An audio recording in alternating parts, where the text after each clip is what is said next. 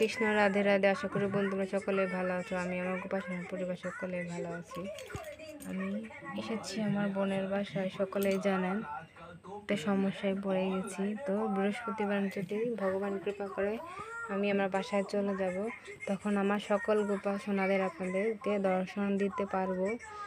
গোলু বাবাকে,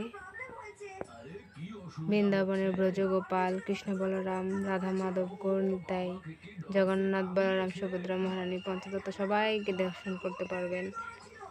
আপনারা হয়তো ভাবছেন আমি কোথায় এসেছি। আমার বড় বোনের বাসায় এসেছি। আমার একটু অসুস্থর কারণে আমি এখানে আটকা পড়ে গেছি।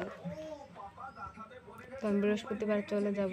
তো সকলেই আমার চ্যানেলের সঙ্গে থাকবেন, বেশি বেশি করে লাইক কমেন্ট শেয়ার করবেন। আসলে বেশি ভিডিও করতে পারি না, কারণ আমি তো হবিষণ্য পালন করেছি। হবিষণ্য খেয়ে এতদিন দামোদর ব্রত পালন করেছি, আর এখনও বিষ্ণু পঞ্চর ব্রত চলতেছে। তাই এখনও প্রায় 2:30-3টা বাজে, এখনও কিছু খাই নাই। তাই ভগবানের জন্য ভোগ রান্না করেছি হচ্ছে ডাল, আলু ভাজা, পটল ভাজা।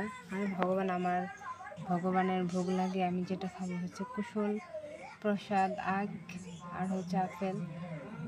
তো সকলে ভালো থাকবেন, সুস্থ থাকবেন, পড়লে অপরকেও সাহায্য করবেন। আর এই দামোদর মাস শেষ আছে 2 দিন।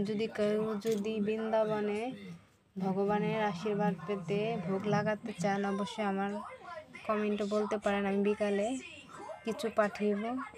যদি আপনাদের কেউ থাকে অবশ্যই আমাকে কমেন্টে বলতে পারবেন।